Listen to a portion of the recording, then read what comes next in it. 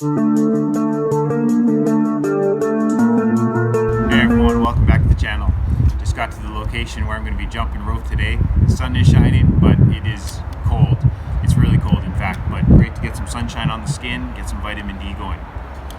Before I get started jumping rope, I wanted to get on the camera and address two questions which were connected with sizing your jump rope properly and long handles versus short handles. So these are topics that I've touched on before, but I want to touch on them again here in this video, and I want to share with you some things which you may not have considered. So first, I've got long handles here and I got short handles. One advantage to a long handled jump rope is that the handle can provide a lot more length to the jump rope. So these jump ropes are actually both the same size, but the long handles, they give about 7 to 8 inches of length on each end of the jump rope. And what I mean by that is, so I'm going to push this rope through, and there you can see the little gadget that keeps the rope held in place. Now, the gadget's there, I can pull it all the way through the jump rope. So there it is, and I'm going to pull it through the jump rope handles. So with long handles, the gadget can slide all the way to the end. So the gadget is here. Whereas with the short handles, generally, the gadget cannot go through the jump rope handles.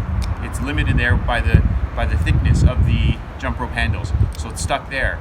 So I've lost, 5 inches of length of the jump rope here because the gadget can't go through.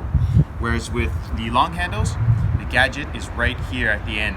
So you've gained a lot of length, and that can play a part in two key ways. If you have a short jump rope, or you only have access to short jump ropes, which happened to me many years ago. I was only able to find short jump ropes near where I was living, and I wasn't ordering them online at the time. So what I did was I got some long jump rope handles, and just by having long handles, it added 7 inches or 8 inches on each side of the jump rope. So a short jump rope all of a sudden became that much longer.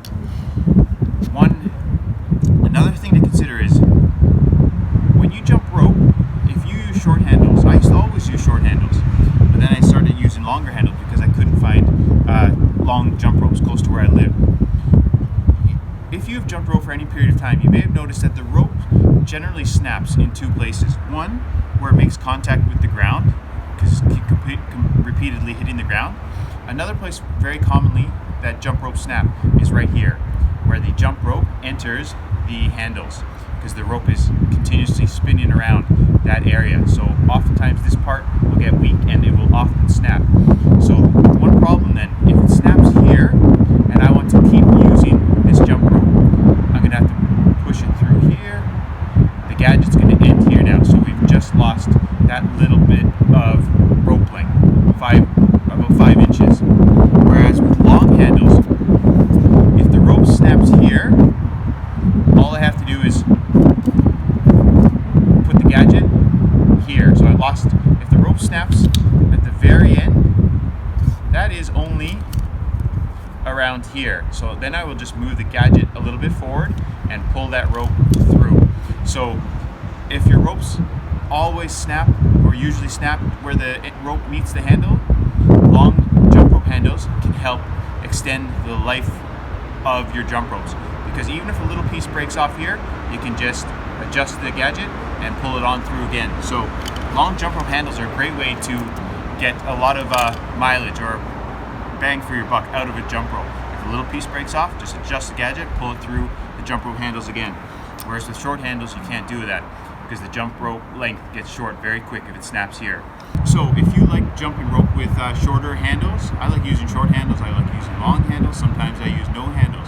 Just one thing to keep in mind is that you may want to consider going with a longer jump rope, because as I said there, the gadget doesn't go through the rope as they tend to do with a longer handle, so you do lose that length of jump rope. So if you have a longer jump rope and a piece does break off or it snaps around the handle, you can still have a decent length of jump rope. But if you already buy a short jump rope and it snaps here at the handles, it's going to be that much shorter. Whereas if it snaps using a longer handled jump rope, you're not really going to lose that much length on the jump rope.